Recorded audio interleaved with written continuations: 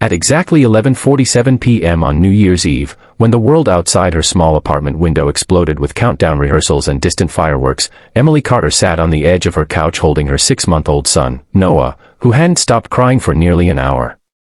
The formula container on the kitchen counter was empty, shaken upside down twice just to be sure, and her bank app showed a balance of $3.17. Rent had drained everything. Her ex had vanished months ago. Pride had kept her from asking anyone for help, but tonight pride didn't matter. Her baby was hungry. With trembling fingers and tear-blurred vision, she opened her phone and typed a message she'd copied from an old contact labeled, "Daniel, work." She had once worked as a receptionist at a corporate building and remembered a kind executive named Daniel who had said, "If you ever need anything, don't hesitate." She never imagined she would actually need to test that kindness. She typed, "Hi Daniel, I'm so sorry to ask this, but could I borrow $50 for baby formula? I'll repay you next week. I'm desperate." Without double-checking the number, she hit send. The message didn't go to the former executive. It went to Daniel Harrington, the billionaire tech founder whose number she had mistakenly saved months earlier after a company event where staff contacts were briefly exchanged for scheduling. Daniel Harrington was the kind of man whose New Year's Eve involved penthouse parties, champagne towers, and investors celebrating another record-breaking year. When his phone buzzed amid the laughter and crystal clinks, he almost ignored it. But something about the preview text caught his eye, $50, baby formula, desperate. He stepped away from the crowd and read it again, slower this time. There was no sales pitch, no scammy link, just raw humility. He typed back, "Is this a joke?" The response came almost instantly, "I'm so sorry. I think I may have texted the wrong Daniel. Please ignore. Happy New Year." And then 3 dots appeared again. "I just didn't know who else to ask." Daniel stared at the skyline bursting with fireworks beyond the glass walls of his penthouse.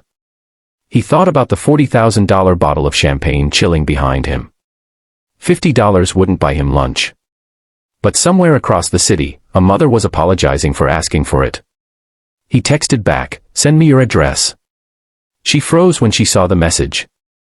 Embarrassment washed over her. "It's okay. I didn't mean to bother you," she wrote. His reply came firm, "Address." With shaking hands, she sent it. At 11:59 p.m., while crowds chanted the countdown, Daniel left his own party without explanation, grabbed his coat, and told his driver to cancel the car. He wanted no spectacle. On the way, he stopped at a 24-hour supermarket. He didn't just buy one container of formula. He bought 6. Then diapers. Baby wipes. Groceries. A stuffed bear. And when the cashier recognized him and asked why he was shopping alone on New Year's Eve, he simply said, "Someone needs this more than I need fireworks." At 12:18 a.m., as the last echoes of celebration faded, there was a knock at Emily's door. Fear gripped her chest. She hadn't expected him to actually come. She opened it cautiously, and there he stood, holding bags in both hands, no cameras, no security team, no arrogance. Just a man looking unexpectedly human. "You texted me," he said gently. She couldn't speak. He stepped inside only after she nodded. He set everything on the small kitchen table and glanced at the empty formula tin. "You weren't lying," he murmured, almost to himself. Emily broke down, apologizing over and over, but Daniel stopped her. "You asked for $50, he said quietly. "That takes courage."